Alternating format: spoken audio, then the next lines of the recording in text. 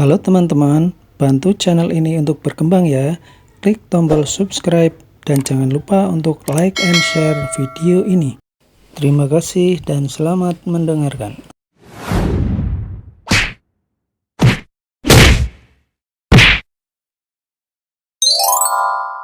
Bab 391, terus tertawa getir. Tepat saat ini, semua orang di sana diam membisu. Setiap orangnya. Mereka menatap sosok pemuda yang tiba-tiba muncul begitu saja. Dia bilang namanya. Raffi? Banyak orang belum pernah mendengar nama ini. Akan tetapi, tindakannya justru membuat semua orang terhenyak dan terbelalak. Lalu, sekarang dia. Satu lututnya berlutut di depan Ivan. Sambil menundukkan kepalanya pula. Berdirilah. Kata-kata Ivan tampak lembut, seolah-olah dia sudah tahu bahwa Raffi akan datang. Tanpa kekerasan apapun yang terjadi, satu lambaian tangannya langsung membuat Raffi berdiri. Kemajuan Raffi sangat cepat. Alam kultivasinya sudah memasuki tingkat keempat periode penangkapan energi. Semua ini berkat bimbingan Ivan sampai metode kultivasi yang dia terima. Bukan hanya itu, ditambah dukungan keuangan keluarga Walker yang kaya dan tubuhnya yang sedari awal memang memiliki roh es. Membunuh dua Grandmaster seperti menyembelih binatang. Tentu saja, semudah itu. Jangankan dua Grandmaster biasa, Raffi bahkan mampu membunuh dua Grandmaster tingkat teratas. Raffi sedari awal memang seorang jenius kultivasi. Inilah kenapa Ivan mempertahankannya sedari awal. Dengan adanya Raffi, banyak hal tidak harus dilakukan oleh Ivan sendiri. Kediaman keluarga Walker tidak jauh dari wilayah kampus itu, ditambah kecepatan datangnya Raffi pun sangat tinggi. Raffi tidak datang sendiri, dia diikuti oleh dua Grandmaster Agung keluarga Walker. Terlihat jelas sekali, keluarga Walker sangat menganggap serius masalah ini. Kedua Grandmaster Agung itu berusia 70 atau 80 tahun. Dari penampilannya saja sudah terlihat setua itu. Namun, kedua orang itu tetap hormat dan memperkenalkan diri begitu melihat Ivan. Saya Satya Walker. Salam hormat Tuan Reed. Saya Bagas Walker. Salam hormat Tuan Reed. Tuan, mereka adalah tetua, juga master tingkat tinggi di keluarga kami. Ujar Raffi. Apa harus begitu berlebihan? Ivan sedikit tercengang. Seorang Nindi benar-benar sampai membuat dua Grandmaster Agung siaga. Dia pun makin merasakan kengerian keluarga Yang dan keluarga Parker, lalu dia berkata. Terima kasih sudah datang memberikan bantuan. Tuan jangan sungkan. Kepala keluarga bilang, Tuan yang membuat kemampuan Tuan Raffi kami berkembang pesat. Tuan Ivan adalah penolong keluarga Walker kami. Satya berkata. Apapun yang terjadi, kami akan melindungi Tuan. Melindungi? Apa kalian mampu? Saat ini, Nindi tiba-tiba mengeluarkan suara bengis. Kematian dua Grandmaster-nya membuat Nindi geram. Hanya keluarga Walker, keluarga Simon, orang-orang yang ingin aku bunuh, apa kalian mampu melindungi nyawa mereka? Apa kalian memenuhi syarat untuk itu? Mereka tidak memenuhi syarat, ditambah aku satu lagi. Pada saat ini, suara seorang wanita tiba-tiba datang dari luar pintu. Tak lama kemudian, terdengar suara entakan sepatu hak tinggi yang sangat berirama kian mendekat. Tak lama kemudian, seorang wanita muncul di hadapan semua orang. Wanita yang sangat cantik. Wanita itu mengenakan setelan formal, ditambah sepatu hak tinggi 10 cm, membuatnya seperti wanita berkelas tinggi. Bentuk tubuh dan rupa wanita itu sangat indah, ditambah riasannya yang sangat ringan membuatnya memberikan kesan layaknya mawar berduri. Dia memang cantik, tetapi berduri. Hal ini membuat orang yang melihatnya merasa segan karena bertemu dengan wanita cantik nan dingin. Dengan pandangan sekilas saja sudah membuat hati banyak pria tergerak. Akan tetapi, siapapun tahu bahwa wanita ini bukanlah sosok wanita yang bisa sembarang diusik. Terutama, di belakangnya diikuti oleh 5 orang. Usia kelima orang itu tidaklah muda, tetapi aura energi mereka sudah melampaui Maman dan Pahru yang sudah meninggal itu. Kepala keluarga Hasara, Ingrid. Dia cantik sekali. Dia memiliki kaki yang ramping, bokong anggun, dan momentum dia sebagai kepala keluarga yang sangat luar biasa. Semua itu membuat orang lain yang melihatnya muncul perasaan ingin menaklukkannya. Pada saat yang sama, Heli juga datang dan memimpin beberapa orang terkuat dan paling inti dari keluarga Mac untuk maju. Aku, Heli datang untuk mendukung Tuan. Kalau kamu menginginkan nyawa Tuan, langkah mayat keluarga Mac dulu. Bruk! Bruk! Bruk! Pada saat yang sama, semua orang mendengar suara gemuruh, mereka pun menoleh ke arah pintu masuk. Entah sejak kapan, satu persatu helikopter sudah berterbangan di sekitar sana. Di helikopter, tentara yang mengenakan seragam militer memegang senjata panjang dan membidik ke arah ruang perjamuan. Bum! Bum! Bum! Pada detik yang sama, lebih dari belasan pesawat tempur membubung tinggi di udara, menarik gas buang warna-warni di langit dan mengitari seluruh hotel itu. Begitu melihat daratan, seluruh wilayah kampus ini entah sejak kapan sudah disterilkan. Dengan sekilas saja, terlihat hamparan berwarna hijau. Pasukan berseragam militer mengepung seluruh wilayah kampus. Begitu melihatnya, barisan militer ini tidak kelihatan ujungnya. Hanya terlihat beberapa bendera di kerumunan yang tidak terlihat ujungnya itu. Pada bendera itu tertulis, Hasara, Mac, Simon, Walker. Kerumunan yang begitu padat itu tidak bersuara. Tetapi, di antara orang-orang itu, justru ada beberapa kendaraan tempur yang begitu menyilaukan mata. Ini! Semua orang yang melihat pemandangan ini benar-benar terkejut dan ketakutan sampai mematung di tempat. Pasukan, tentara! Semua orang terbelalak kaget. Astaga! Pada saat ini, mereka yang tidak mengetahui beberapa keluarga ini mewakili apa, turut merasakan tekanan yang mengerikan. Tentara menguasai wilayah. Pemandangan di depan mata mereka jelas merupakan tindakan tentara yang menguasai wilayah. Di seluruh wilayah kampus, satu persatu orang-orang di sana berjinjit untuk melihat barisan ini. Alhasil, mereka tetap tidak bisa melihat ujung dari barisan ini. Melihat lebih jauh ke udara, mereka mendapati helikopter itu bukan hanya yang di depan mata mereka saja. Helikopter seperti capung yang berbondong-bondong melayang di udara. Sejauh mata memandang, setidaknya ada ratusan ribu manusia. Sungguh mengejutkan. Banyak orang belum pernah melihat pemandangan seperti itu seumur hidup mereka. Sementara itu, semua orang ini datang hanya demi satu orang. Mereka datang demi seorang pemuda. Ivan. Andika terkejut bukan main. Kedua mata tuanya pun memperlihatkan tatapan lesu. Apakah mahasiswanya ini sudah berada di tahap sebesar ini? Kalian terlalu berlebihan. Ivan tentu saja mengetahui situasi di luar sana. Dia juga menggunakan penglihatan batinnya untuk melihat pasukan besar itu. Untuk sejenak, dia tidak tahu harus berkata apa. Orang yang datang itu tidak bisa dibilang keluarga yang. Apalagi yang datang hanya keturunannya, seorang wanita saja. Hei, sudah datang 4 dari 6 keluarga bangsawan besar, kamu. Bukan 4, tapi 5 keluarga bangsawan besar. Nindi belum sempat menyelesaikan kata-katanya, lalu sosok lain muncul di lift. Johnny yang duduk di kursi roda dan didorong oleh Nicky secara pribadi. Terdapat 2 Grandmaster Agung keluarga Don di belakang mereka berdua. Tuan Reed, kita bertemu lagi. Johnny menghampiri Ivan sambil menyapanya. Tuan Johnny, masalah hari ini bahkan sampai membuat Tuan datang kemari. Ivan tersenyum. Aku ingin tahu, apa 5 keluarga bangsawan besar ini bisa membuat Nona Nindi berubah pikiran untuk membunuh orang lain? Apa kedatangan kami bisa menyelamatkan nyawa Tuan Reed? Hehe. Hahaha. Pada saat ini, Nindi tertawa. Dia tertawa getir sampai suaranya menggema di seluruh ruang perjamuan itu. Pada saat yang sama, air mata pun menetes di ujung matanya. Air mata kesedihan. Dia, Nindi mana pernah disudutkan seperti ini? Jika masalah ini terjadi di Calvary, dia pasti membuat kelima keluarga bangsawan besar ini tunduk. Namun, dia berada di kota Jayan. 5 keluarga bangsawan besar adalah taipan lokal di kota Jayan.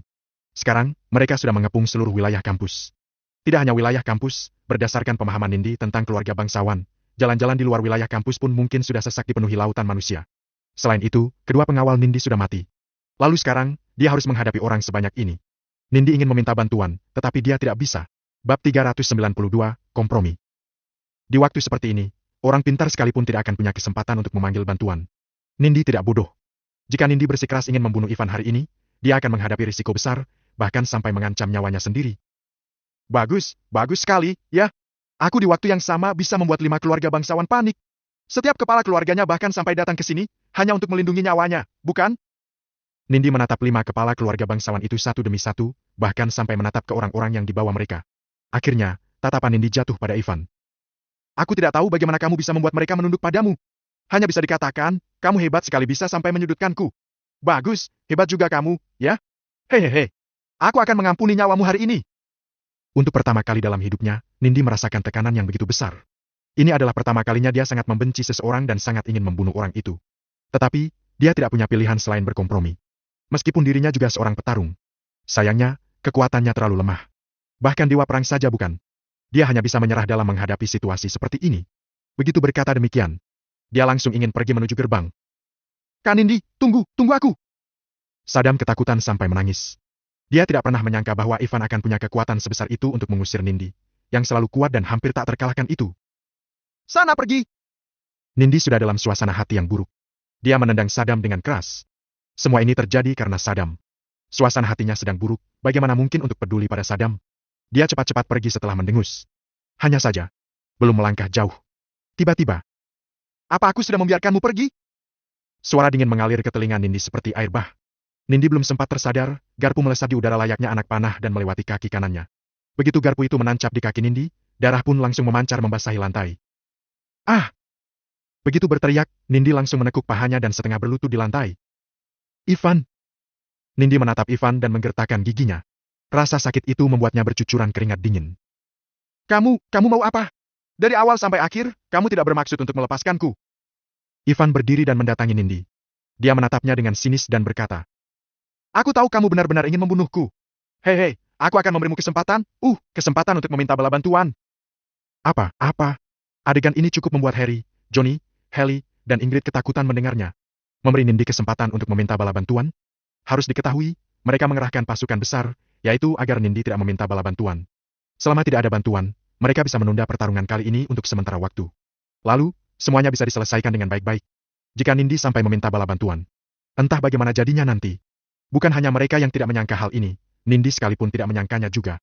Dia sangat terkejut dan tercengang, sampai tanpa sadar bertanya. Baik, benarkah? Tentu saja. Ivan tersenyum tenang. Satu kalimat yang terucap sudah dijamin kebenarannya. Baiklah. Nindi pun kegirangan. Dia begitu antusias, hanya saja dia khawatir Ivan akan menyesal. Makanya, Nindi tidak mengungkapkan rasa bahagianya ini. Dia langsung mengeluarkan ponselnya, lalu mencoba menelpon seseorang dari luar sana. Kemudian, dia mendapati ponselnya tidak ada sinyal. Siapa yang memblokir sinyal di sini? Keluar! Ivan tahu, pasti ada orang yang memblokir sinyal di sini. Tuan! Heli melangkah maju. Dialah yang memblokir sinyal. Dia menasihati. Akan sangat merugikan kita, kalau dia benar-benar memanggil bala bantuan. Keluarga Parker ada di kota Giant. Meskipun Calvary jauh, jaraknya hanya 2 jam dari kota Giant. Kalau para master itu datang, Tuan, ampuni saja dia sekali ini. Nona Nindi masih muda, belum dewasa. Pada akhirnya, Heli tetap merasa takut. Keluarga kerajaan Calvary benar-benar kejam. Calvary adalah ibu kota kerajaan Dragonfire. Dapat diketahui, betapa besarnya kekuatan, kekuasaan, kemampuan orang-orang keluarga kerajaan yang tinggal di ibu kota. Tuan, apa yang dikatakan kepala keluarga Mac benar? Tuan pertimbangkan lagi. Ujar Harry sambil terus mengedipkan mata pada Ingrid. Wajah cantik Ingrid sedikit muram. Tuan, bagaimana kalau Tuan ampuni dia sekali ini saja? Masalah ini sangat besar. Tidak baik kalau sampai berdampak pada rakyat sipil, bahkan bisa berdampak pada para mahasiswa di kampus ini. Bukan hanya mereka, Johnny juga menasihati Ivan untuk tidak impulsif. Hanya Raffi yang diam saja. Kepribadiannya mirip dengan Ivan, mereka berdua adalah orang yang tak kenal takut. Jika tidak, sesampainya di sini dia tidak akan langsung membunuh 2 pengawal Nindi. Nindi setengah berlutut di lantai dan tidak mengatakan apapun. Tetapi dalam hatinya, dia ingin sekali bergegas dan menggigit orang yang terus membujuk Ivan sampai mati. Ini kesempatan terakhirnya untuk balas dendam. Jika Ivan sampai terbujuk rayuan mereka, langkah ke depannya akan sulit lagi. Ini urusan dan keputusanku sendiri. Orang yang takut boleh pergi. Aku memahami apa yang kalian pikirkan, aku juga tidak akan menyalahkan kalian. Lalu, Ivan pun berkata dengan tenang kepada Heli. Buka blokirnya, aku tidak ingin mengatakannya untuk ketiga kalinya. Ivan melakukan ini, tentu saja ada alasannya. Terlepas dari Saddam, perseteruan antara keluarga Yang dan ibunya cepat atau lambat harus diselesaikan. Sebelum itu, ada bagusnya untuk menghubungi keluarga Yang dulu. Namun, ini bukanlah yang terpenting. Alasan utamanya adalah orang-orang seperti Nindi harus diberi pelajaran rasa sakit minimal sekali dalam hidupnya. Jika Ivan membiarkannya pergi begitu saja, itu sama saja dengan membiarkan harimau kembali ke gunung. Kelak, Nindi akan gila-gilaan membalas dendam pada dirinya.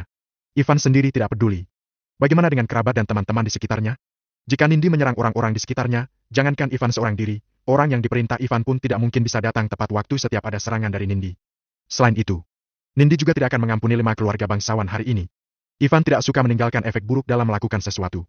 Entah menyelesaikannya sekaligus, atau dirinya yang dihancurkan sekaligus. Ini. Heli sedikit ragu dan masih menelpon. Tak lama kemudian, sinyal pun dipulihkan. Tanpa ragu, pada detik yang sama, Nindi langsung melakukan panggilan video begitu ada sinyal kembali. Sepasang mata yang penuh niat membunuh dan penantian itu menatap layar ponselnya lekat-lekat. Dalam hatinya berteriak kencang. Cepat! Cepat angkat teleponnya. Ayah! Putri kesayanganmu ini diganggu oleh seseorang. Cepat angkat! Dia terus berteriak dan berontak dalam hatinya. Meskipun mereka tidak memahami cara berpikir Ivan, tidak satu pun dari mereka pergi dari sana. Mereka semua menunggu. Tidak peduli apa, Ivan akan mati begitu mereka pergi. Jika mereka tetap di sini, mereka bisa melindungi nyawa Ivan. Semoga kejadian kali ini bisa memberikan pelajaran yang berharga untuk Ivan. Kelak, harus berpikir panjang sebelum melakukan sesuatu. Jangan impulsif. Ngung! Dengan sedikit getaran ponsel, layar hitam muncul di layar ponsel. Ini adalah awalan saat ada seseorang yang mengangkat teleponnya. Benar saja. Sesaat kemudian, wajah tua muncul di layar. Pria itu kelihatannya berusia 60 atau 70 tahunan. Sosoknya terawat dengan baik, dia memiliki rambut hitam, masih bugar, hidung mancung, alis yang tajam, dan bibir sedikit tipis. Saat ini, orang tua itu sedang duduk di sofa dan kelihatan sedang marah. Orang tua itu adalah kepala keluarga Yang. Abraham Yang. Bab 39 3 September RT orang gila. Saat wajah tua Abraham muncul di layar, Nindi langsung menangis. Layaknya gadis kecil yang benar-benar sudah dirundung. Nindi langsung menangis sedih begitu melihat ayahnya, sang pendukung dirinya. Ayah, ayah, selamatkan aku. Selamatkan kamu. Abraham mengerutkan kening dan berkata, Nak, apa yang terjadi? Bukannya kamu sedang liburan ke kota Giant, sekalian membereskan soal bisnis dan mengunjungi kakekmu? Ayah, Kesedihan Nindi melonjak, dia terus saja menangis. Abraham sangat cemas karena Nindi tak kunjung menceritakan apa yang sebenarnya terjadi. Kesabaran Ivan sudah mulai habis juga. Dia pun langsung merebut ponselnya dan mengarahkan kamera pada dirinya. Kamu siapa? Abraham kian mengerutkan kening lebih dalam begitu melihat Ivan. Dengan nada penuh mengancam dan keheranan, Abraham bertanya. Mana putriku? Apa yang sebenarnya terjadi? Cepat beritahu aku. Namaku Ivan Reed. Ivan berkata dengan samar. Putrimu, kamu lihat sendiri saja. Dia mengangkat ponselnya tinggi-tinggi dan mengarahkannya pada Nindi. Saat pertama kali mengangkat panggilan, Abraham hanya melihat wajah Nindi saja. Sekarang, dia seketika naik pitam saat melihat kaki putrinya berdarah. Apa yang terjadi? Nak, kamu kenapa? Ivan mengarahkan kamera kembali ke dirinya sendiri. Singkat cerita, singkatnya. Putrimu ada di tanganku. Pengawalnya juga sudah mati. Sambil berbicara, Ivan mengarahkan kamera ponselnya ke kedua orang yang mati itu kepada Abraham. Kemudian, dia melanjutkan. Aku tunggu kamu datang untuk menyelamatkannya. Sosok di seberang telepon sana. Abraham terdiam. Dia tidak meledak-ledak seperti tadi lagi. Sebagai kepala keluarga sebuah keluarga kerajaan, dia secara alami tidak impulsif. Dia tidak bodoh, tidak gegabah juga. Kematian dua pengawal yang berada di tingkat Grandmaster itu, menunjukkan bahwa Ivan memiliki orang-orang kuat di sekitarnya. Dia tentu saja tidak akan percaya bahwa Ivan sendiri yang membunuh kedua pengawal itu. Menurutnya, Ivan masih terlalu muda, usianya paling masih 20 tahunan awal. Sangat tidak mungkin bagi seorang berusia 20 tahunan, mampu membunuh seorang Grandmaster. Ditambah, orang itu orang Kota Giant pula. Sejauh yang Abraham tahu, yang terkuat dari generasi muda di Kota Giant adalah Arik Parker dari keluarga Parker. Dia baru berusia 30 tahun dan sudah mencapai alam Grandmaster Agung. Kedua, Raffi Walker, dari keluarga Walker. Setengah tahun yang lalu, jika tidak salah dia sudah mencapai tingkat Master. Selain itu, bahkan putra Gwagwe, Raja Kota Giant, tingkat kultivasinya masih sangat rendah. Adapun nama Ivan, dia belum pernah melihat atau mendengarnya. Di seluruh Kota Giant, tidak banyak orang yang bisa membunuh Grandmaster Agung. Kemungkinan orang yang membuat putrinya sampai meminta bantuan sangatlah kecil. Hanya ada 2 atau 3 keluarga bangsawan dan Raja Kota Giant. Setelah analisis dasar, Abraham sudah memiliki gambaran kasar atas insiden kali ini. Dia menduga pasti ada seseorang dari keluarga bangsawan yang berdiri di belakang Ivan. Kemudian, dengan nada bicara santai dan datar, dia berkata, Ivan, apa kamu tahu identitas diriku? Kepala keluarga kerajaan di Kelvely? Ujar Ivan. Kamu tahu identitasku, tapi masih mau macam-macam pada putriku. Biar aku tebak, kamu melakukan itu demi ketenaran atau keuntungan? Abraham berkata perlahan. Tidak peduli demi ketenaran atau keuntungan, tidak peduli juga keluarga bangsawan mana yang mendukungmu. Aku sarankan kamu, mulai sekarang hibur dia, sembuhkan dia dulu, baru buat dia bisa tersenyum lagi. Syarat berikutnya, asalkan bisa membuatku bahagia, segala kemungkinan bisa terjadi. Hidup di dunia ini memang hanya berputar di ketenaran dan keuntungan. Menurutnya, Ivan mengambil risiko yang begitu besar dan tidak segan-segan menyinggungnya, entah demi ketenaran atau keuntungan. Abraham berkata demikian sambil menyalakan cerutunya. Oh. Ivan menanggapi dengan samar. Kemudian, dia meminta Raffi untuk mengambil ponselnya dan mengarahkannya padanya. Dia pergi ke depan Nindi. Kemudian, dia mencabut garpu yang menancap di kaki Nindi. Semua orang merasa lega melihatnya. Untung sekali. Sepertinya Ivan tidak ingin menyinggung keluarga yang, melainkan ingin mengenal keluarga yang melalui cara ini. Jika tidak demikian, dia tidak akan menyembuhkan luka Nindi, bukan? Dalam panggilan video tersebut, Abraham terlihat tersenyum puas. Anak muda memang anak muda. Tidak peduli apakah ada orang besar atau bos di belakang mereka, mereka semua bodoh dan menyedihkan. Pertama, dia menyerang putrinya, lalu sekarang dia mematuhinya. Apakah dia benar-benar berpikir bahwa Abraham akan memberinya ketenaran dan keuntungan? Sungguh polos sekali. Hei, Ivan, bukankah nyalimu besar sekali? Aku pikir kamu akan terus punya nyali. Kenapa? Ketika kamu melihat ayahku, kamu jadi kehabisan ide dan takut.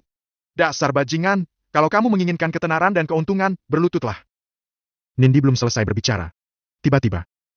PVFT! Garpu yang ditarik Ivan ditusukkan ke betis Nindi sekali lagi. Ya, masih di posisi dan luka yang sama. Segera.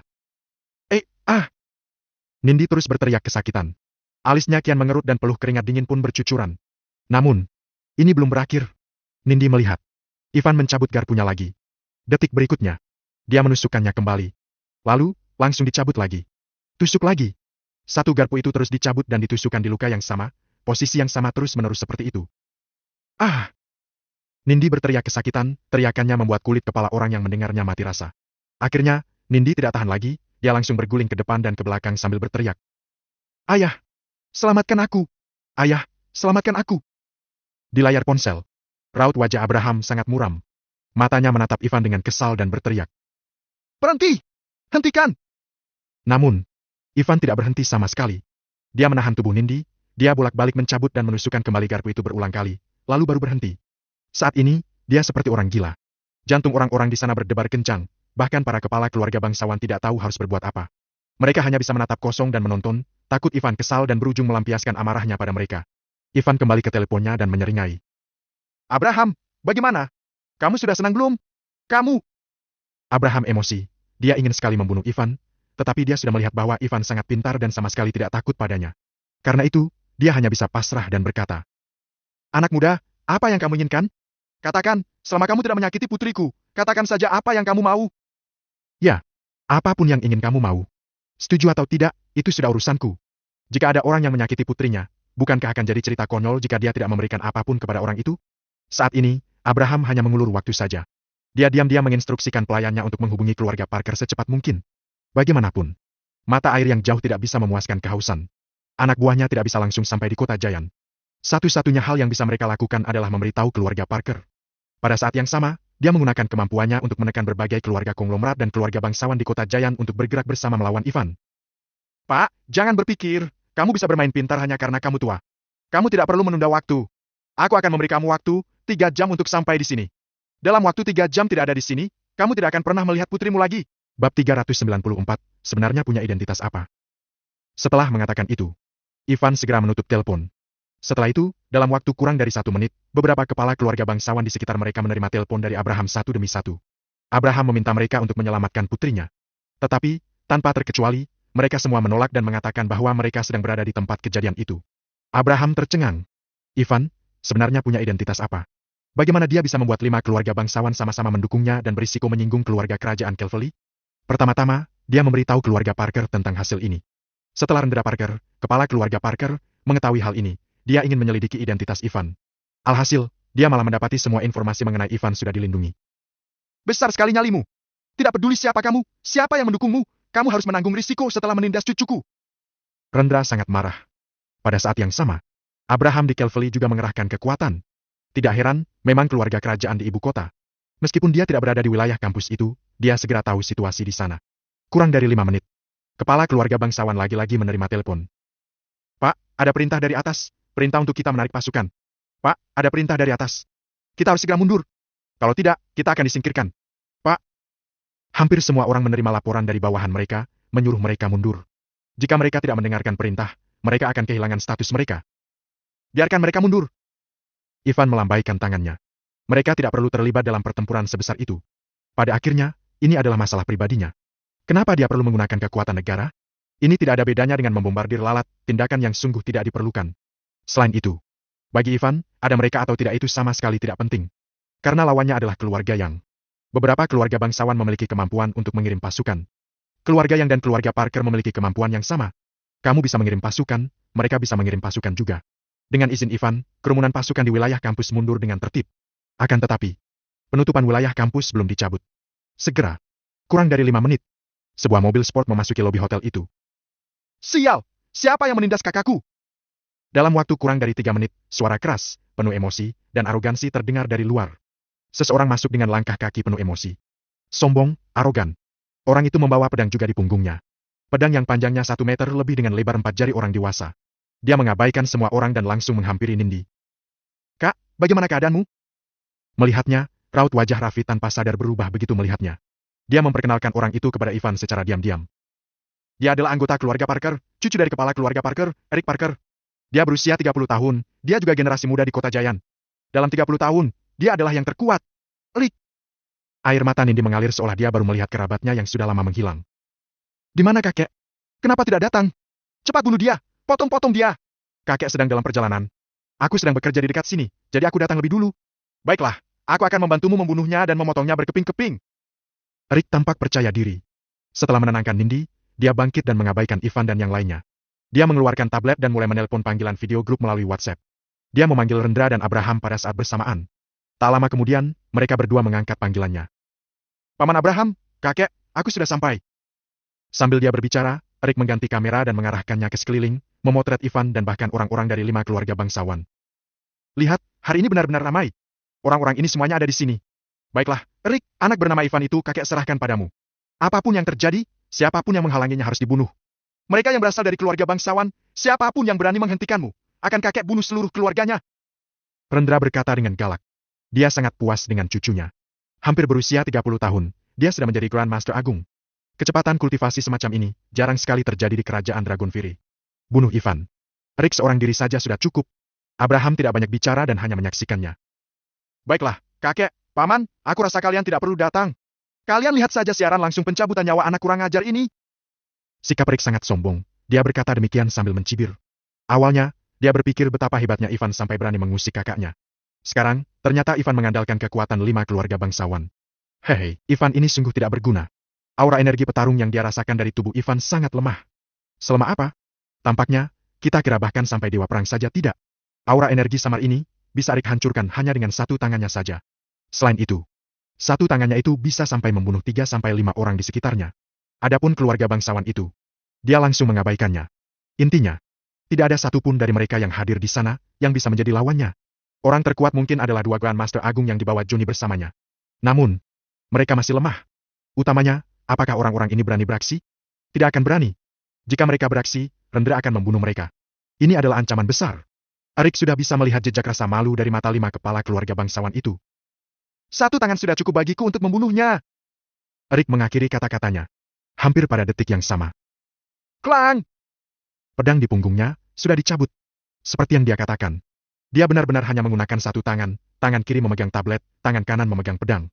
Tiba-tiba, kekuatan Grandmaster Agung meledak. Hampir saat itu pula, pedang itu berayun ke arah Ivan. Meskipun semua Grandmaster Agung di sana waspada terhadapnya, ketika Arik benar-benar bergerak, mereka masih tidak bisa sadar dari keterkejutannya. Pedang itu sungguh cepat. Terlalu tiba-tiba juga. Semua orang bisa merasakan ayunan pedang itu kian besar, kuat, dan terus-menerus mengumpulkan kekuatan. Pada awal ayunan, pedang itu masih lemah, tetapi begitu menghujam penuh kekuatan layaknya badai begitu mengarah ke sisi Ivan. Seperti gemuruh laut, meletus tiba-tiba dan seisi ruangan seolah turut terbelah begitu pedang itu diayunkan. Samar-samar, semua orang benar-benar melihat garis hitam membelah udara hampa. Apa? Di belakang Johnny, seorang Grandmaster Agung terkejut. Kaisar bela diri? Dia sudah melangkah ke alam Kaisar bela diri. Kekuatan pedang ini menakutkan sekali, meskipun hanya menggunakan satu tangan, beratnya setidaknya mencapai 50 ton. Ditambah lagi, pedang itu jelas bukan pedang biasa, melainkan pedang roh. Hanya pedang roh yang bisa memotong udara hampa. Saat dia menyerang, semua orang merasa seolah-olah pedang itu mengenai leher mereka sendiri. Seolah bisa membunuh mereka kapan saja dan di mana saja. Tidak jauh dari sana, Saddam, yang sudah terluka parah, benar-benar pingsan di bawah tekanan yang begitu mengancam ini. Pedang itu seperti gunung, kemudian kekuatan menakutkan dari alam Kaisar bela diri pun menyebar. Jejak energi dari roh melilit tubuh pedang dan dengan dahsyatnya menyelimuti pedang itu. Dalam kecepatan kilat, pedang itu sudah mengenai Ivan. Hei, orang nomor 1 generasi muda kota Giant. Ya, sebelumnya memang orang nomor 1, tapi sekarang sudah digantikan orang baru. Melihat pedang itu makin mendekat.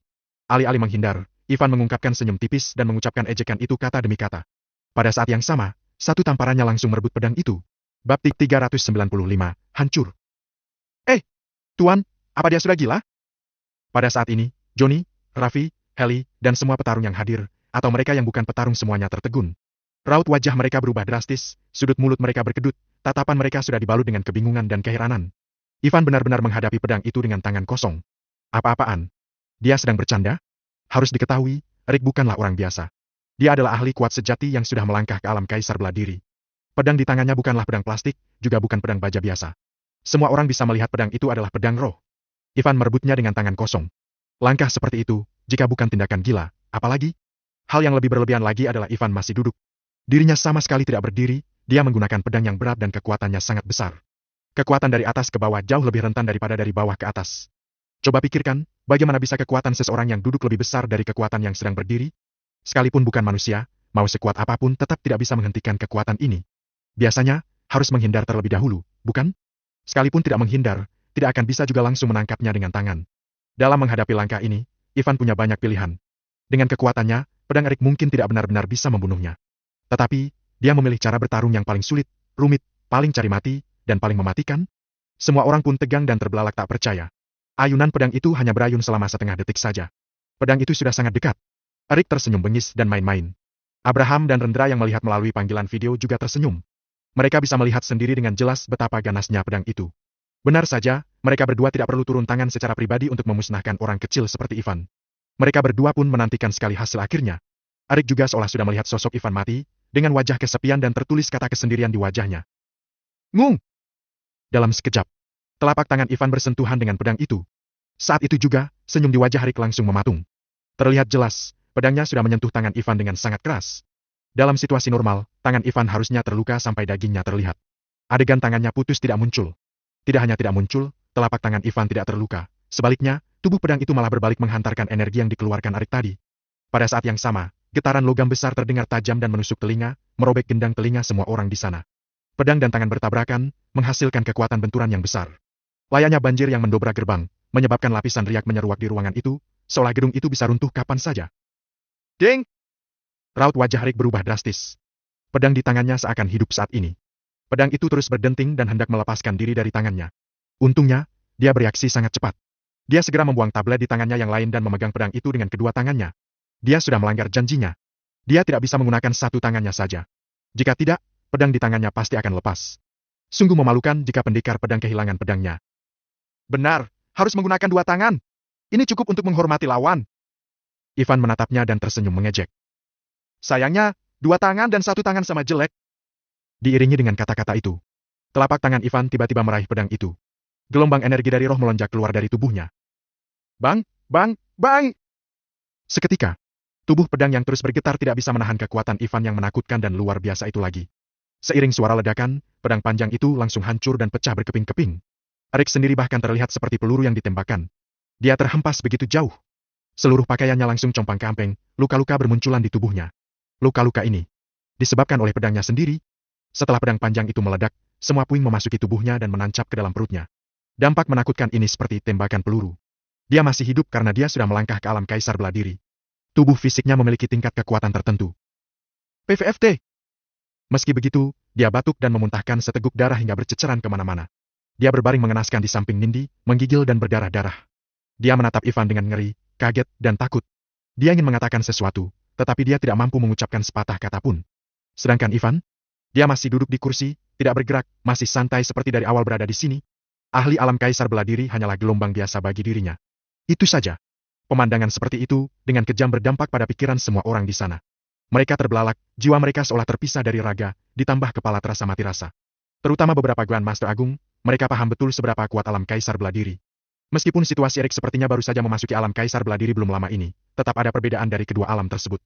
Sedangkan Ivan, satu tamparannya bahkan bisa membuat pedang dan orangnya terbang bersamaan. Ini, kekuatan macam apa ini? Tatapan semua orang mulai berubah pada Ivan. Tidak heran, semudah itu dia sudah bisa membentuk aliansi dengan 5 keluarga bangsawan. Tidak heran, dia bisa mencapai puncak kota Jayan di usia yang begitu muda. Tidak heran, dia masih sangat muda dan bisa disebut seorang pahlawan. Erik yang mendapatkan pukulan keras pun menatap Ivan. Dia selalu mengira dirinya yang sudah bekerja keras selama bertahun-tahun punya banyak pengalaman. Ditambah dukungan keluarganya, dia akan duduk tegus dengan gelar pemuda terkuat di kota Jayan. Bahkan, banyak petarung tua kuat yang tidak bisa menjadi lawannya. Namun, hari ini, bagaimana mungkin? Dia teriak dalam hati. Tidak berani dibayangkan, seorang pemuda yang usianya belum menginjak 20 tahun, satu hempasan tangannya bisa menyerangnya begitu kuat. Dik, kamu, bagaimana kondisimu? Nindi akhirnya menyadari teror Ivan dan gelagapan. Namun, Erik malah tidak bisa menjawab. Lukanya terlalu parah sampai tidak bisa berbicara lagi. Rick, apa yang terjadi? Rick, apa Ivan sudah mati? Pada saat ini, suara Rendra terdengar dari tablet yang jatuh ke lantai. 5 jari Ivan menekuk, kekuatan isap pun muncul begitu saja. Tablet itu naik ke udara dan langsung jatuh ke tangannya. Rick kecil itu lagi-lagi mengejutkan semua orang di sana. Mereka pun saling memandang keheranan. Ivan, seberapa kuat itu? Sebenarnya, seberapa dalam kehebatannya? Kalian bisa tidak kirim orang yang hebat sedikit saja kemari? Ivan mengambil tablet dan tertawa sambil mengarahkan dirinya ke kamera. Rick, sungguh tidak berguna. Setelah mengatakan ini, dia mengarahkan kamera tablet itu ke Rick dan Nindi. Situasi menyedihkan keduanya muncul di mata Abraham dan Rendra. Pada saat ini, keduanya tercengang. Rick dikalahkan? Terutama Rendra yang sangat terkejut. Harus diketahui, Rick adalah seorang kaisar bela diri, seorang ahli alam kaisar bela diri. Jarang sekali anggota keluarga Parker yang mampu mencapai alam itu. Di kota Jayan, dia jelas seorang ahli yang kuat di antara yang kuat. Bahkan di keluarga Raja Kota Jayan, seorang ahli kuat di level ini jelas seperti keberadaan hewan langka, nyaris tidak ada. Bab 396, dikalahkan. Namun, Erik dikalahkan begitu saja? Proses dari mengayunkan sampai saat ini, tidak sampai 1 menit, kan? Siapa itu? Rendra tidak bisa duduk diam lagi dan hampir berteriak. Siapa yang menyakiti cucuku? Cepat berdiri! Rendra tidak percaya bahwa Erik yang terluka parah oleh Ivan. Masih di pikiran yang sama, Ivan masih terlalu muda. Erik memiliki dukungan dari keluarga Parker, ditambah pengalaman bela dirinya yang membuatnya berhasil menjadi kaisar bela diri pada usia 30 tahun. Sedangkan Ivan, dia sama sekali belum pernah mendengar namanya, jika bukan secara langsung melihatnya hari ini. Jadi, dia mengira Ivan pasti mendapatkan bantuan dari seseorang yang sangat kuat. Rendra layaknya singa gila, dia terus berteriak keras ingin melihat rupa pelaku yang menyakiti cucunya. Untuk apa kamu teriak-teriak? Aku berdiri tepat di depanmu. Kata Ivan dengan heran. Kekuatan kalian, keluarga Parker, juga hanya begini saja. Kamu... Rendra masih tidak percaya. Akan tetapi, Sudah menjadi fakta, Rick terluka parah. Rendra harus bergegas secepat mungkin. Dia tidak boleh membiarkan sesuatu terjadi pada Rick. Rick adalah masa depan keluarga Parker. Jika dia benar-benar mati, masa depan keluarga Parker akan terancam. Entah 10 tahun kemudian, 50 tahun kemudian, entah 100 tahun kemudian pun sangat mungkin. Harus diketahui, selama bertahun-tahun, hampir semua sumber daya keluarga Parker telah menumpuk di Rick. Kematiannya pasti akan menjadi pukulan telak bagi keluarga Parker. Cepatlah, kesabaranku terbatas. 1 jam, kalau 1 jam lagi kalian belum datang juga, aku akan membunuh 2 orang ini. Ivan selesai berbicara. Tanpa memberi kesempatan pada keduanya, dia langsung menutup panggilan videonya. Rendra yang sudah berada di dalam mobil hampir menggila. Ketika dia melewati sebuah dealer mobil BMW, dia langsung berteriak pada sopirnya. Berhenti! Cepat berhenti! Bukannya dia tidak ingin pergi ke wilayah kampus itu lagi, melainkan mobilnya terlalu lambat. Dia ingin cepat-cepat sampai ke hotel itu. Setelah keluar dari mobil, dia langsung menerobos masuk ke dealer mobil BMW. Bawakan kunci mobil sport ini. Aku mau uji mengendarainya. Hampir tanpa omong kosong, dia langsung melontarkan kartu VIP BMW Super Supreme. Setelah pelayan mengenalinya, matanya langsung berbinar. Tanpa ragu-ragu, dia langsung membawakan kuncinya. Setelah mengambil kuncinya, satu injakan pedal gas Rendra langsung mengantarkannya ke wilayah kampus. Sebelum sekelompok pramuniaga sempat bereaksi, mobil sport itu sudah menerjang keluar dan menabrak kaca dealer mobil itu hingga pecah. Dalam kecepatan tinggi, mobil itu langsung hilang dalam pandangan mereka. Apa ini uji mengendarai mobil baru? Pramuniaga itu menganga. Panggil polisi, panggil polisi. Mereka seketika panik. Keadaan dealer mobil itu seketika berantakan. Sopir Rendra buru-buru keluar dari mobil dan memasuki toko untuk menenangkan mereka. Tunggu sebentar, bayar. Kami akan membayar. Semua kerugian, kompensasinya 3 kali lipat. Sedari tadi Rendra sudah menghilang dan melesat cepat menuju wilayah kampus itu.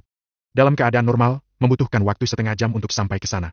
Sekarang, hanya dalam waktu 8 menit dia sudah sampai di sana. 8 menit kemudian, langsung menuju ke ruang perjamuan.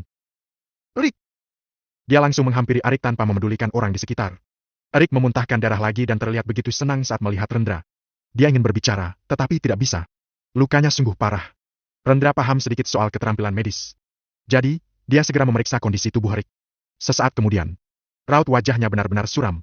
Rick, lumpuh. Meridian dan organ dalamnya rusak semua. Jangankan soal kultivasi, mungkin sulit menjadi seperti orang normal pada biasanya. Sorot mata Rendra pun seketika ganas, dia langsung menyapu ke arah semua orang di sana. Siapa pelakunya? Cepat berdiri! Teriakan keras itu bercampur dengan energi dari roh yang menakutkan dan rumit.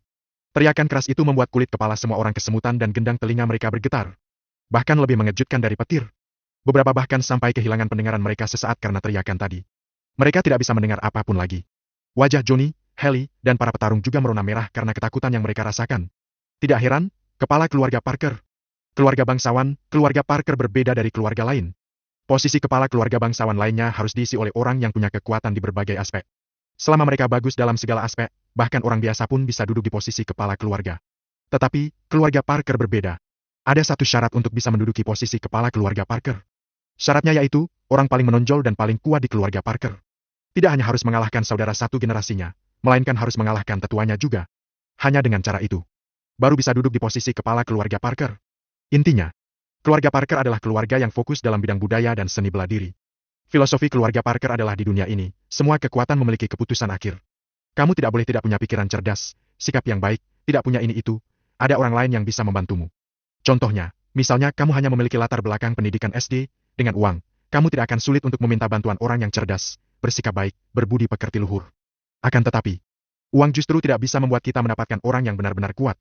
Selain itu, sekalipun menemukannya, orang kuat itu belum tentu bisa membantumu. Mereka bisa membantumu, juga membahayakanmu di waktu yang sama. Oleh karena itu, kepala keluarga Parker harus punya kekuatan paling besar. Rendra adalah sosok paling kuat di keluarga Parker. Kaisar bela diri? Bukan. Dibagi oleh alam sekuler, dia sudah lama melampaui kaisar bela diri. Melangkah ke alam dewa bela diri. Apa itu dewa bela diri? Seperti namanya. Alam ini sudah melampaui orang biasa, sudah menjadi dewa. Rendra bukan hanya menjadi nomor 1 di keluarga Parker, juga dikenal sebagai orang nomor 1 di kota Giant. Kalian hebat juga, ya. Bisa melumpuhkan cucuku, melumpuhkan masa depan keluarga Parker. Senyum Rendra dingin dan muram, niat membunuh di matanya sudah sangat pekat. Matanya seolah benar-benar mampu membunuh orang. Setiap kali tatapannya menyapu siapapun, orang yang ditatapnya seolah akan mati karena tercekik. Menakutkan. Semua orang gemetar ketakutan. Tidak heran, memang kepala keluarga Parker. Kekuatannya sungguh menakutkan. Sejujurnya, 6 keluarga bangsawan telah terikat selama bertahun-tahun di kota Giant. Mereka seringkali berdiri bersama, saling mendukung dan mendapatkan keuntungan yang sama. Jarang sekali terjadi konflik di antara mereka. Kali ini adalah pertama kalinya mereka benar-benar berhadapan dengan Rendra. Apa ini yang disebut Dewa Bela Diri? Bibir Johnny mengering. Hanya aura energi saja sudah membuat semua orang terkesiap. Keluarga Don mereka dikenal sebagai keluarga bangsawan nomor 1. Orang terkuat di keluarga Don masih hidup, usianya sudah mencapai 100 bahkan 200 tahun. Tetapi, soal kekuatan sepertinya masih jauh tertinggal jika dibandingkan dengan Rendra, bukan? Johnny benar-benar tidak paham, bagaimana seseorang bisa sekuat ini. Tidak heran alam ini disebut dewa. Memang benar. Hanya dewa yang punya kemampuan seperti ini, bukan? Semua orang di sana mulai merasakan tekanan yang begitu besar. Hanya Ivan yang masih tenang. Aura energi Rendra tidak berpengaruh sedikit pun padanya. Namun, sejujurnya, kekuatan Rendra tetap mengejutkannya. Kekuatan alam dewa bela diri. Bahkan dibandingkan dengan kultivator seperti dia, Rendra masih sangat kuat. Padahal, jalan seorang petarung adalah jalan kultivasi. Meskipun jalurnya berbeda dan nama-nama alamnya berbeda, mereka semua berakhir di jalan yang sama. Begitu Ivan melihat melalui penglihatan batin, dia melihat akar roh yang bersinar dan berkembang di pusat energi Rendra. Rendra ini sudah melakukan kultivasi akar roh. Meskipun sangat kecil, ukurannya kurang lebih seukuran kecambah kacang. Mungkin, inilah tahap awal dari periode akar roh. Akan tetapi, sekecil ini pun sudah sangat kuat. Setidaknya, dalam hal alam, kekuatan ini sudah pasti yang paling besar. Namun, Ivan tidak takut. Ivan pun melangkah, lalu berkata dengan penuh provokasi dan ejekan. Tidak perlu mencarinya lagi. Aku sudah bilang, cucumu terluka oleh diriku. Kenapa? Kamu tidak terima? Kalau tidak terima, coba gigit aku. Coba balaskan dendamu padaku. Bab 397, bunuh diri. Seperti biasa, Ivan tidak takut. Sorot kedua mata Rendra langsung terkunci pada Ivan. Dia tidak percaya bahwa pelakunya adalah Ivan. Bahkan sekarang pun masih tidak percaya. Dia tahu betul seberapa kuat cucunya. Dilihat dari luka-luka Arik, jelas kekuatannya ketika menyerang jauh lebih lemah dari lawannya. Cucunya dibanting dengan punggung tangan sampai terpental. Tidak hanya itu, pedangnya ikut hancur dan menusuk ke tubuhnya sendiri, hingga menyebabkan kerusakan pada pembuluh darah dan meridiannya. Orang yang bisa mengalahkan Arik seperti ini seharusnya seorang master di atas master yang paling kuat. Bagaimana? Bagaimana mungkin Ivan yang melakukannya? Tidak peduli bagaimana dia memandang Ivan, Ivan tampak tidak terlalu kuat. Apalagi dia masih sangat muda, kekuatannya sudah pasti tidak bisa melampaui Arik. Namun, memang kenapa jika Ivan bisa atau tidak melampaui Arik? Intinya, pelakunya adalah Ivan. Semuanya terjadi karena dia. Selama dia dibantai, pelaku sebenarnya secara alami akan muncul. Dasar orang tidak berguna, bisa apa kamu sampai berani berdiri seperti ini? Apa kamu sanggup menanggung risikonya? Tatapan Rendra dingin dan ganas. Karena kamu ingin menjadi pahlawan, akan aku ledakan kepalamu. Wush! Sementara itu, Rendra mulai beraksi dengan rasa percaya diri yang begitu tinggi. Selain itu, tanpa perlindungan apapun, aura energi di tubuhnya meletus. Sosoknya melintas, sebelum suaranya jatuh, dia sudah tiba di depan Ivan. Kata terakhir jatuh dan tinjunya sudah diangkat. Kecepatannya sudah mencapai titik tertinggi. Kecuali beberapa Grand Master Agung, yang lainnya masih tenggelam dalam keterkejutan. Tubuh Rendra penuh dengan energi dari roh, semua kekuatannya menyatu ke arah lengan kanannya. Terlihat jelas ujung lengan tangannya seperti ada pengering rambut yang berembus ke dalam. Sedangkan yang terus berdentum itu adalah energi dari roh, atau energi internal di mulut mereka. Tinju itu sangat kecil, tetapi melesat dengan cepat sampai mengeluarkan suara menggelegar, seperti gunung yang longsor. Menakutkan sekali. Di tempat itu, beberapa Grand Master Agung tercengang. Sorot mata mereka dipenuhi dengan keterkejutan, keterasingan. Mereka sudah merasakan kekuatan yang menakutkan ini. Ban! Ban! Ban! Saat Rendra bergerak, Harry, Helly, dan Ingrid, yang relatif dekat, terpental oleh kekuatan tak terlihat. Satu persatu, raut wajah mereka berubah drastis dan hati mereka dipenuhi ketakutan. Pukulan ini, sungguh di luar kognisi dan pemahaman mereka. Kekuatannya belum diempaskan saja sudah seperti ini. Apa yang akan terjadi jika mengenai Ivan? Semua orang terkesiap. Keluar! Namun, pada saat ini, Ivan yang tenggelam dalam pikirannya berteriak keras. Teriakan keras ini seperti teriakan naga. Seperti ledakan guntur yang tiba-tiba terdengar di malam yang sunyi. Di ruang perjamuan, terdengar suara yang terus menggema. Gelombang besar energi dari roh bergegas keluar dari tubuh Ivan seperti lautan, dengan kejam menghantam Rendra. Samar-samar, semua orang seolah melihat kekosongan antara Ivan dan Rendra. Pada saat itu, udara hampa seolah terdistorsi dan berubah bentuk. Ah! Rendra maju, saat ini pukulannya yang tak terkalahkan tiba-tiba mandek. Seperti bola meriam, tenaga pukulannya berbalik arah, membuat Rendra terpental menabrak jendela tinggi di ruang perjamuan. Duar! Kerumunan masih terkejut, tetapi mereka melihat Rendra sudah menghancurkan jendela dan jatuh dari lantai atas hotel. Jatuhnya pun diiringi ledakan keras. Semuanya seketika sunyi. Seluruh ruang perjamuan sunyi. Beberapa Grand Master Agung segera sadar dan berlari ke jendela untuk melihat ke bawah. Terlihat jelas. Rendra terbaring di tanah dengan postur yang aneh dan tidak bergerak. Pakaiannya rusak compang-camping, ada pula darah di sekujur tubuhnya. Rendra, kepala keluarga Parker, orang nomor 1 dalam keluarga Parker. Orang kuat tingkat dewa bela diri. Mati. Benar-benar mati. Bahkan mayatnya cacat dan tidak lengkap. Pemandangan ini memenuhi pandangan mata beberapa orang. Rasanya seperti melihat laut mengering, matahari jatuh, dan gunung serta sungai berbalik. Pemandangannya sungguh menakutkan, mengejutkan, dan mengerikan. Segala macam emosi seperti hawa dingin yang menusuk tulang segera terasa. Mereka telah melihat terlalu banyak adegan besar di ruang perjamuan itu. Akan tetapi, sepanjang hidup mereka, mereka belum pernah melihat hal yang begitu mengejutkan. Orang itu adalah Rendra, kepala keluarga Parker, dan orang super kuat di tingkat dewa bela diri. Di seluruh kota Giant, hanya sedikit orang yang mampu membunuhnya. Namun, hari ini, pada saat ini, menit ini, dan detik ini, dia justru terbunuh. Bahkan, Ivan bahkan tidak menggunakan tangannya sama sekali selama seluruh proses itu. Dia hanya berteriak keluar saja. Tak lama kemudian, hadirin yang lainnya kembali sadar dan melihat ke arah bawah. Untuk sementara, Harry, Haley, Ingrid, Johnny, dan bahkan orang-orang dari keluarga Walker juga jatuh ke dalam suasana hati yang mengejutkan. Mereka tenggelam dalam keterkejutan dan keheranan yang tiada habisnya. Bluk! Bluk! Semua orang masih dalam keadaan diam. Tiba-tiba, suara berisik terdengar. Terlihat jelas sebuah helikopter bergegas dari jauh, melayang di depan jendela. Di bodi helikopter itu, logo Katayang yang didesain khusus penuh dengan naga dan burung phoenix. Begitu melihat helikopter, Nindi yang begitu lesu, seketika mulai bersemangat lagi. Kata itu, dia akrab sekali. Keluarga Yang. Itu seseorang dari keluarga Yang. Ngung!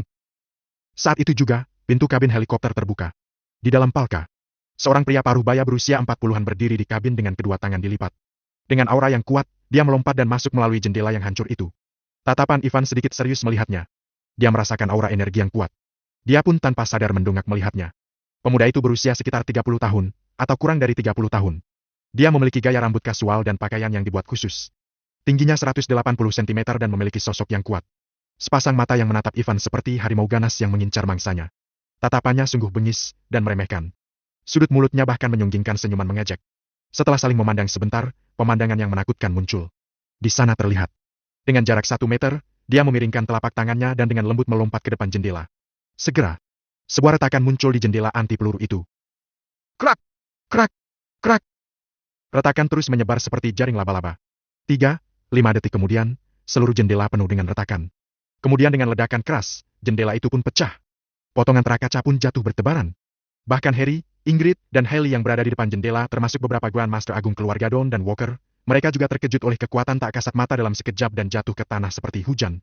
Satu persatu, pikiran mereka benar-benar dibawa ke dalam ketakutan terhadap pria paruh baya di depan mereka dari kematian Rendra. Hanya satu dorongan lembut ke depan, tetapi berhasil membuat hasil seperti ini. Mengejutkan sekali. Bam! Detik yang sama. Pria itu melompat turun dari helikopter dan mendarat di depan Nindi. Kanarki! Nindi langsung kegirangan. Kanarki, selamatkan! Selamatkan aku! Raut wajah Nindi tampak sedih, kakinya penuh darah, kondisinya sangat menyedihkan. Melihatnya seperti ini, orang yang dipanggil Kanarki tanpa sadar menyemburkan niat membunuh di matanya. Tatapannya pun kian tampak serius. Sial! Tatapannya begitu tajam. Dia menatap Ivan dengan lekat, menunjuk hidungnya, dan memerintahkan. Kamu, bunuh diri sebagai permintaan maafmu.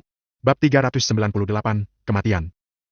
Melihat Nindi disiksa seperti ini, wajah pria itu terlihat jelas dipenuhi dengan niat membunuh yang kental. Pupil matanya muram dan ganas saat menatap Ivan. Apa orang-orang dari keluarga yang kalian ini bodoh? Begitu tidak suka dan selaras dengan orang lain, kalian langsung menyuruh orang itu bunuh diri? Ivan sangat heran. Dia benar-benar meragukan apakah ada yang salah dengan otak anggota keluarga bangsawan ini. Tetapi, setiap orang normal tidak mungkin bunuh diri hanya karena kata-katanya, bukan? Jangankan bunuh diri, menyakiti diri sendiri pun tidak mungkin. Tuan harus berhati-hati. Raut wajah Raffi yang berada di sampingnya tampak serius. Dia adalah Narki yang? Narki? Ivan bertanya-tanya. Raffi pun baru menyadari bahwa Ivan bukan berasal dari lingkaran keluarga bangsawan.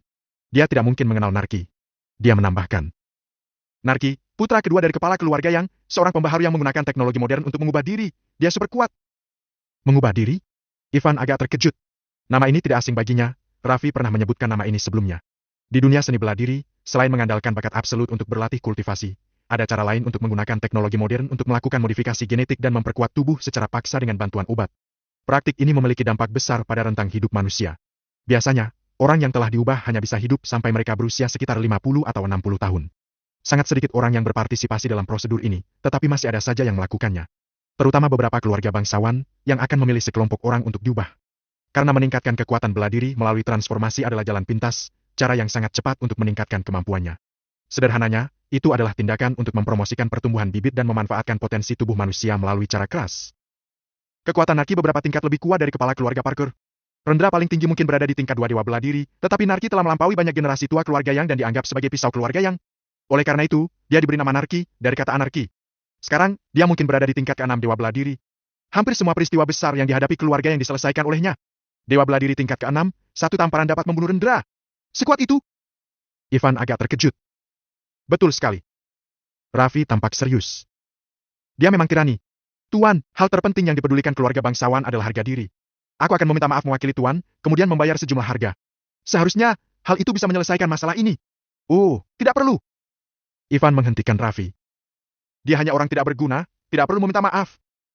Ketika Ivan bilang kuat, dia tidak bermaksud seberapa kuat Narki, dia terheran-heran dengan ilmu pengetahuan dan teknologi saat ini. Hampir semua teknologi ini dapat dinikmati oleh orang-orang di tingkat atas. Mereka sama sekali tidak pernah berbaur di antara manusia lainnya. Ketika dia mendengar Raffi menyebutkan teknik transformasi sebelumnya, dia pikir itu hanya untuk membuat orang lebih kuat. Tanpa diduga, bisa kuat sampai titik ini. Semua ini benar-benar membuatnya agak terkejut. Narki? Nama yang sombong. Ivan dan Narki saling memandang. Sudut mulut mereka melengkung, Ivan pun berkata. Ayo, coba bunuh aku. Aku, Ivan mohon untuk dibunuh. Hahaha. Ucapnya. Tiba-tiba, Narki tersenyum. Kesombongan Ivan benar-benar membuatnya merasa sangat geli. Karena, Ivan, kan? Aku tahu kenapa kamu ingin membuat masalah besar hari ini. Bukankah itu hanya untuk menarik perhatian keluarga Yang? Kemudian, cari kesempatan untuk membalaskan dendam ibumu, atau nenek dari pihak ibumu, kemudian menghapus rasa malu tahun itu, bukan? Keluarga Parker memang tidak berhasil mencari identitas Ivan. Tetapi, dengan energi dan kekuatan keluarga Yang berhasil menemukan beberapa petunjuk yang ditinggalkan mengenai Ivan. Terselidiki perihal ibunya. Kejadiannya memang sudah berlalu begitu lama. Akan tetapi, Abraham adalah orang pertama yang mengenali identitas Rita, ibu Ivan. Hei, aku beritahu kamu, tidak ada salahnya keluarga yang memukuli nenekmu sampai mati saat itu. Ibumu hanyalah anak haram, lalu nenekmu hanyalah alat bagi ayahku untuk melampiaskan hasratnya. Apa kamu tahu apa itu alat? Kengerian yang kuat melintas di mata Narki. Lalu, sorot mata rakus pun menyapu Lilian. Setelah kamu mati, wanita di sampingmu ini akan menjadi alatku juga. Alat yang akan aku gunakan untuk memuaskan hasratku. Tidak hanya dia, tapi semua pacarmu akan tunduk padaku seterusnya. Aura energi Narki meletus, fluktuasi menakutkan di tubuhnya berdesir keluar. Tak lama kemudian, seluruh ruang perjamuan seperti tsunami tak terlihat yang melonjak dan menyapu sekeliling. Bang! Bang! Bang! Di sekeliling, perabotan tiba-tiba runtuh dan hancur.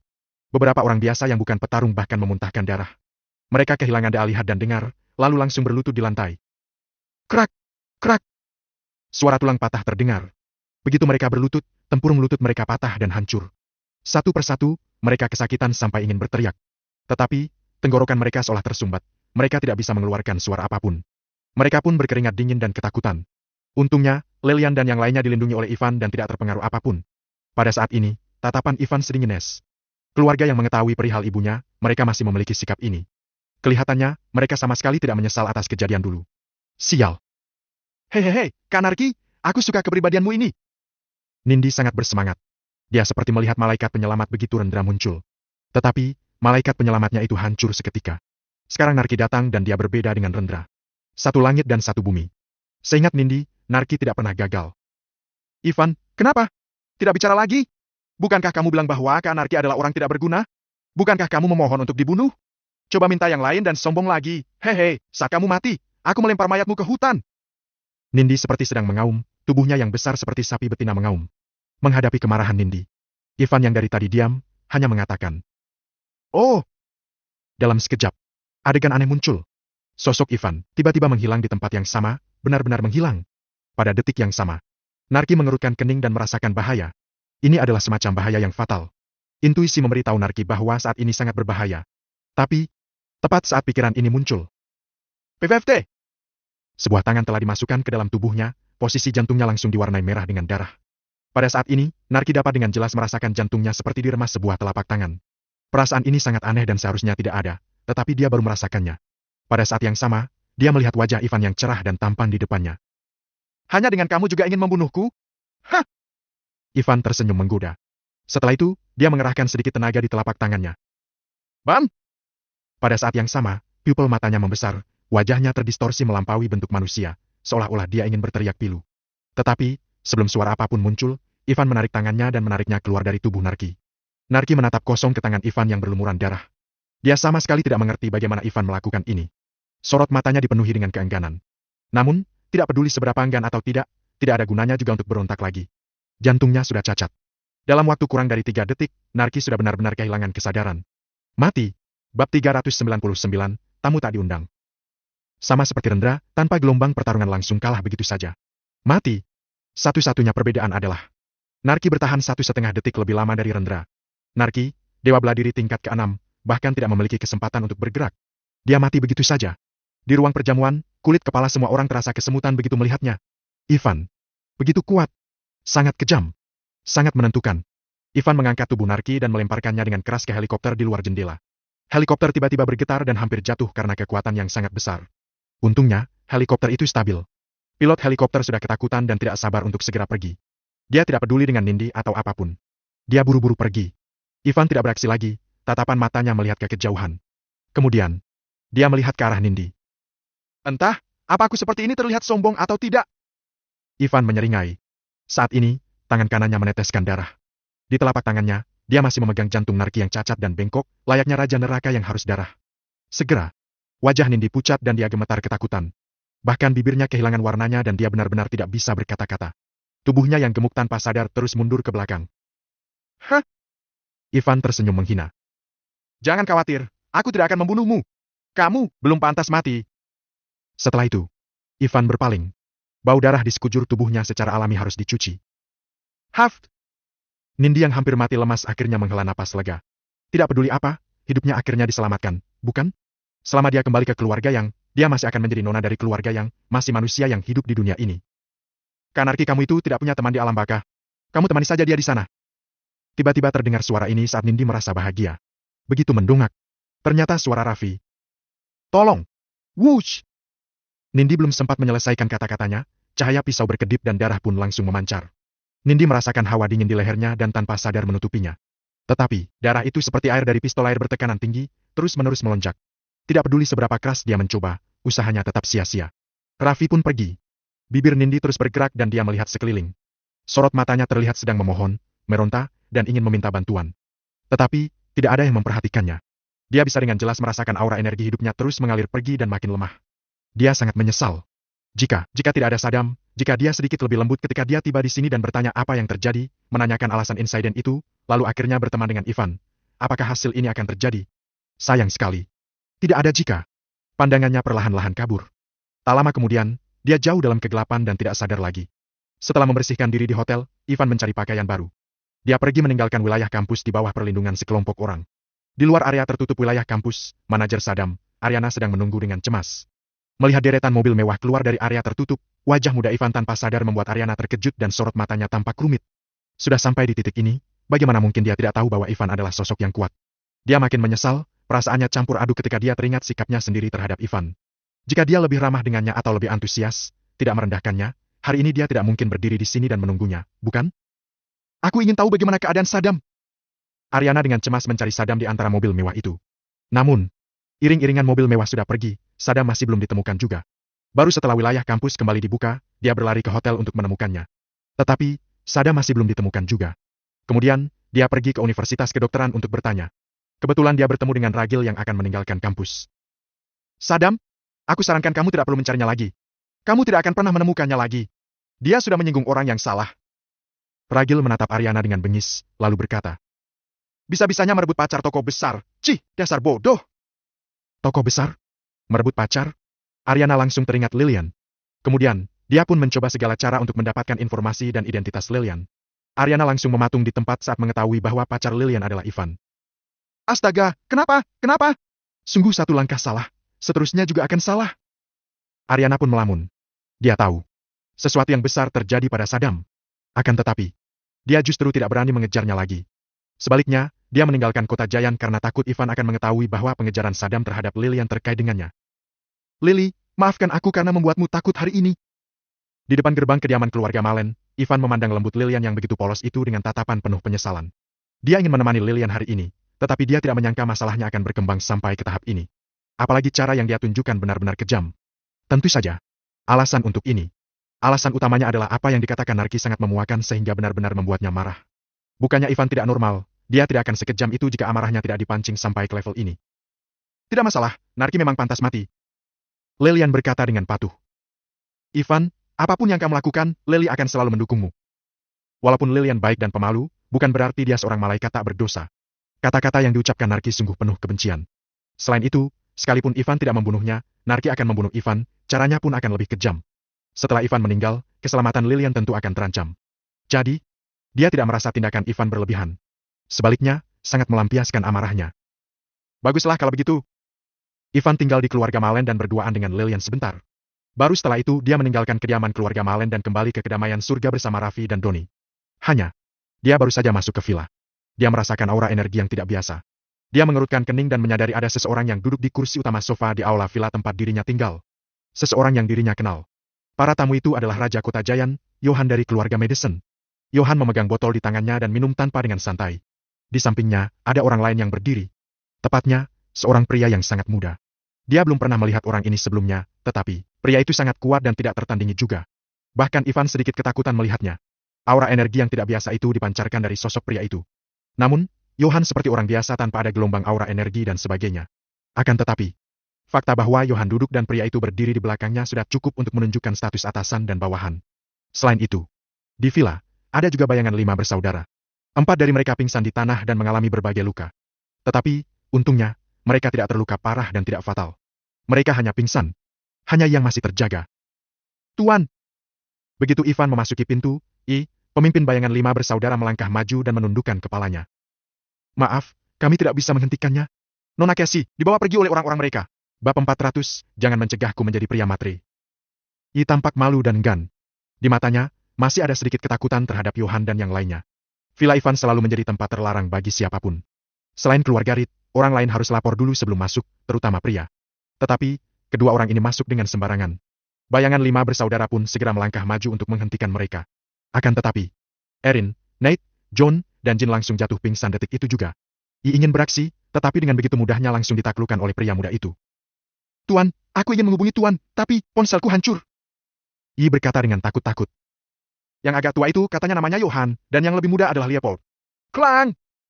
Begitu suara jatuh, Raffi yang pemarah sudah mengeluarkan pedang panjangnya dan akan segera beraksi, tetapi Ivan menghentikannya. Kalian keluar dulu dan bawa mereka untuk diobati.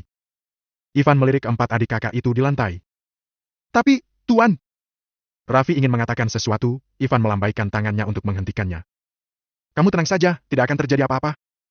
Kemudian, Ivan pergi ke seberang Johan dan duduk dengan tenang. Nak, lama sekali kamu pulangnya. Ketika Raffi dan yang lainnya pergi, Johan perlahan berbicara. Nada suaranya tidak terdengar penuh permusuhan, juga tidak terdengar ramah. Ada hubungan apa kamu dengan Cassie? Kalian bawa dia kemana? Ivan bertanya langsung. Dia sudah lama menduga bahwa Cassie memiliki asal-usul yang tidak biasa. Ketika dia bertemu dengan Raja Kota Giant, Guagui secara pribadi mengatakan bahwa dia sudah menyelidiki orang-orang di sekitar Ivan dengan detail. Tetapi, hanya Cassie yang tidak bisa dilacak informasinya. Selain itu, Ivan selalu merasa ada yang aneh. Khususnya setelah melihat sikap Cassie yang aneh, setiap harinya selalu menggoda, bersikap intim dengan Ivan. Pada saat ini, melihat Johan, spekulasi ini akhirnya terpecahkan. Johan Christian dan Cassie Madison. Jika tidak salah tebak, keduanya pasti punya hubungan tertentu. Hubunganku dengan Nona, mungkin setara dengan hubungannya denganmu. Kata Johan sambil minum. Dia sudah berkeliaran di luar selama bertahun-tahun, jadi dia secara alami akan pulang. Ada sesuatu yang ingin kuberikan padamu, makanya aku menunggumu di sini. Setelah itu, Leopold, yang berada di samping Johan, mengangkat koper dan menaruhnya di meja kopi dan membukanya. Sorot mata Ivan agak serius. Di dalam koper, ada batu berwarna ungu, dengan sudut yang sangat tajam. Batu roh. Selain itu, batu roh ungu pula. Batu roh dibagi menjadi 5 kelas, yaitu hijau, biru, ungu, merah muda, dan oranye. Urutan kelas itu, makin ujung makin berharga pula nilainya. Waktu itu, Raja Kota Giant, Guagui mengeluarkan sepotong batu roh, itu pun hanya batu hijau. Sekalipun batu roh hijau, seluruh keluarga Barnes hanya memiliki 50 kg lebih saja. Sedangkan batu roh ungu ini 2 tingkat lebih tinggi dari batu roh hijau. Secara visual, beratnya kurang lebih 5 kg. Dalam hal konversi, batu itu mungkin sama dengan 100 kg batu roh hijau. Ini jelas merupakan kekayaan besar. Batu ini saja sudah tak ternilai harganya. Entah kenapa, Ivan merasa sangat terkejut. 5 kg batu roh ungu, luar biasa mahal nilainya. Sebenarnya, apa latar belakang Johan ini? Dalam hati Ivan tampak ngeri. Dengan batu roh seperti itu di depannya, dia bisa dengan jelas merasakan kekayaan energi dari roh di dalamnya. Matanya berapi-api, bahkan jantungnya berdetak lebih cepat. Johan tidak terkejut dengan penampilan Ivan. Bagaimanapun, 5 kg batu roh ungu sudah cukup untuk membuat Raja Kota Giant, yang memiliki status tinggi ini menggila. Bagi Ivan, batu itu layaknya 210 miliar yang ditempatkan di depan seorang pengemis. Dampaknya pada jiwa dan psikologis benar-benar terasa. Setelah membuka koper, Leopold melihat penampilan Ivan, dan sudut mulutnya tanpa sadar menunjukkan ejekan. Batu rohmu ini untukmu. Anggap sebagai kompensasi untukmu. Mulai sekarang, jangan punya angan-angan tentang Nona Cassie lagi. Kamu tidak pantas mendapatkannya. Terdengar jelas, dia agak dendam pada Ivan, atau cemburu. Baginya, Cassie adalah wanita idaman, tipe tinggi dan perkasa, wanita yang diimpikannya. Demi Cassie, dia rela menyerahkan segalanya, tetapi meski demikian, dia tidak pernah mengungkapkan cintanya kepada Cassie. Dia juga tidak pernah berpikiran liar di luar batas mengenai Cassie. Namun, dia tidak menyangka, dirinya justru digantikan oleh bocah bau ingus seperti Ivan. Jika bukan karena takut Nona akan sedih, rasanya dia ingin sekali membunuh Ivan dengan satu tebasan pedangnya. Oh, batu roh ungu ini adalah barang tawar-menawar baginya untuk melupakan Cassie. Dalam sekejap, Ivan mendapatkan kembali ketenangannya. Semua kegembiraan dan rasa cemburu segera lenyap. Dia tersenyum dan berkata, "Aku rasa kalian berdua terlalu meremehkan diriku, Ivan. Ya, 5 kilogram batu roh ungu memang sangat menarik, tetapi kalau kalian ingin aku melupakan Cassie, maafkan aku tidak bisa melakukannya. Katakan padaku, Cassie dibawa kemana? Aku akan menjemputnya."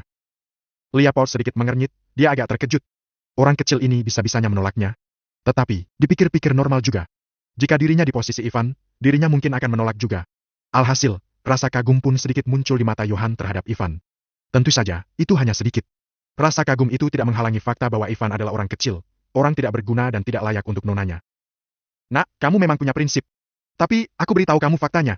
Batu rohmu ini ditinggalkan untukmu oleh Nona. Kamu bisa menerimanya atau tidak, kamu bisa melupakannya, tidak mau melupakannya juga boleh, tapi ada satu fakta yang tidak bisa diubah." Johann berbicara santai, dia kurang lebih menghargai penolakan Ivan seperti Leopold. Sayangnya, kamu tidak akan bisa bertemu Nona lagi selamanya. Lalu bagaimana kalau kamu merindukannya? Itu hanya akan menambah penderitaanmu. Kesenjangan antara kamu dan Nona terlalu besar. Kalau Nona adalah bulan di angkasa, sedangkan kamu tidak lebih dari sebuah pasir di tanah. Ivan hanya diam. Memang benar. Ivan bisa menebak identitas Cassie sejelas mungkin, karena Johann bisa sembarang memberikan batu roh ungu itu. Sekelas saja, Johann sudah pasti bukan orang biasa. Kesenjangan antara Ivan dan Cassie memang sangat besar. Setidaknya masih ada kesenjangan besar untuk saat ini. Kamu benar, tapi itu tidak menghalangiku untuk jadi pria matre. Tiba-tiba, Ivan tersenyum. Aku tipikal pria yang suka dimanjakan wanita, jadi aku senang sekali kebutuhanku bisa dipenuhi oleh wanita. Ketika Cassie tidak mengungkap identitasnya yang terhormat, aku bisa bersamanya. Kalau dia mengungkap identitasnya, aku ingin bersamanya. Bukankah jadi pria matre itu enak sekali? Johann agak terkesiap. Sial, kedengarannya masuk akal juga. Johann sendiri tidak mampu membantah. Ivan melanjutkan. "Di mana rumah Cassie? Aku akan mengunjunginya." Kening Leopold berkerut. Ivan, benar-benar bajingan. Dia belum pernah melihat orang yang begitu kurang ajar dalam hidupnya. Dia benar-benar tidak tahan lagi, lalu berkata, "Sepertinya aku terpaksa membunuhmu, baru bisa melenyapkan pikiran licikmu itu." Setelah berkata demikian, pedang panjang muncul di tangannya seperti sihir. Cahaya pedang berkedip dan dingin menusuk. Sebuah kekuatan agung yang perkasa dan tak terbatas menutupi Ivan dan menebas leher Ivan.